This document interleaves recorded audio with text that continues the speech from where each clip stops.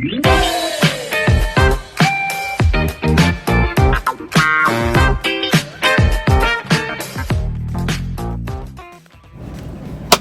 mga ka-teknik? Welcome sa panibagong video, at kung hindi ka pa nakasubscribe sa channel ko ay huwag kalimutang i-click ang subscribe at ang notification bell para lagi kang updated sa mga videos ko. Want to buy your first car but you're on a budget mode? Car manufacturers are getting better, and more importantly, buying a budget car doesn't always mean you're not getting better tech or features. Oh ha? Yasak palang mag-English. For this video guys, samahan niyo ako at silipin natin ang isa sa pwede mong isama sa pagpipilian mo kung bibili ka ng subcompact sedan for first time entry-level car owner.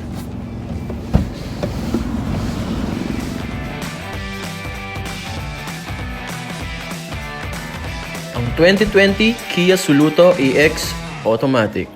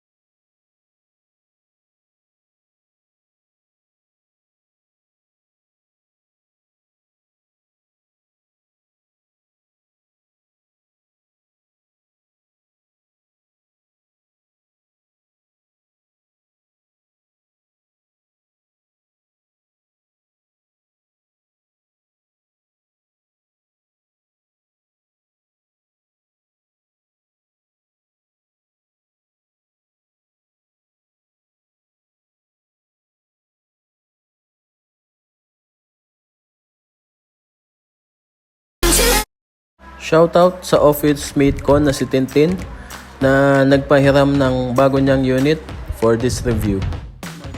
And available ang color option nito for EX variant at hindi siya available dun sa cheaper variant na LX. Other color options includes blue stream, aurora black, pearl, titanium silver, and clear white.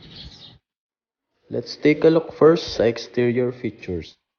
Up front, the Tiger Nose grille, specific for Kia brand cars. Halogen headlamps with chrome accent. Projector fog lamps with chrome accent. Air intake on the side. A look under the hood.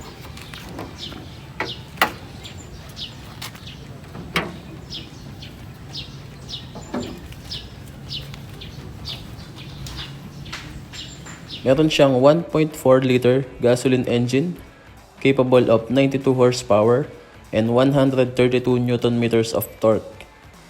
Lamang na rin siya ng konti sa power kumpara sa mga ibang kakompetensya niya sa subcompact entry-level sedan.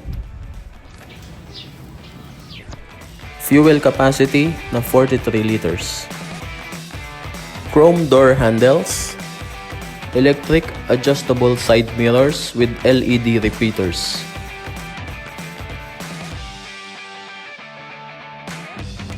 (14-inch) alloy wheels and 150mm of ground clearance. On the back, simple lang yung design niya.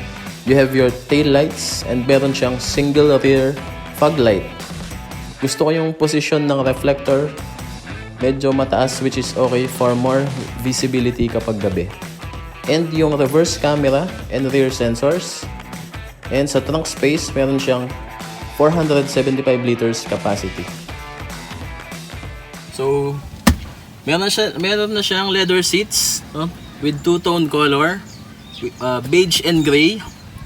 Okay? So, Ayan. Maluwang yung sa likod niya. Okay. Kasya naman yung average size na adult dito sa likod. Ayan. Legroom, tsaka yung headroom, okay lang din. Okay, so walang center armrest. Okay. Merong mga bottle holders dito sa gilid. Ngayon, punta tayo sa front seats. Okay. So, mapapansin nyo yung cabin niya. Yung design niya is all black with chrome or silver accent. Okay. So, combination siya ng piano black tsaka matte black yung color dito sa harap. Okay. So, for a entry level car, maganda na rin yung design niya, no? Hindi siya mukhang cheap. The Soluto also has front and rear fog lights, headlight level controls, power mirrors, and a reverse camera with parking sensors. Steering wheel, mounted Bluetooth audio controls. Meron din siyang 2.8 LCD driving display at the center of the gauges. Trip meters, range until empty. Run fuel consumption. Ito yung maganda sa tech features niya, guys. Meron siyang 7-inch infotainment system na capable ng Bluetooth, auxiliary, USB inputs, at ito ang matindi. Meron na din siyang Android Auto and Apple CarPlay. Okay? Also has 6 speakers setup. Meron lang akong napansin sa cabin niya. Hindi naman siya weird, pero sabihin na nating unique. Yung window controls niya, instead na nasa driver's door side, nasa ilalim siya ng air controls dito sa gitna.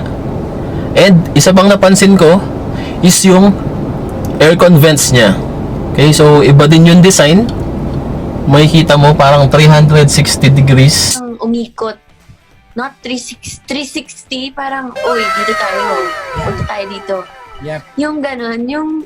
Design yung aircon vents.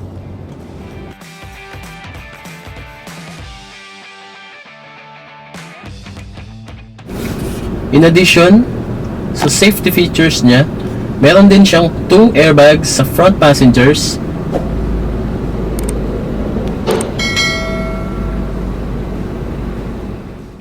Meron din siyang 3-point seat belt sa likod kasama yung center seat and ISOFIX tethers. So, sa driving experience naman, guys, okay naman yung steering wheel niya. Light lang siya. Hindi naman ganong light, pero responsive pa rin naman. Okay. Tapos yung NVH insulation niya, okay na rin. Hindi masyadong dinig yung yung mga outside noise. Tapos yung brake, hindi siya matigas, hindi rin naman malambot. Saktong-sakto lang yung yun sa paa.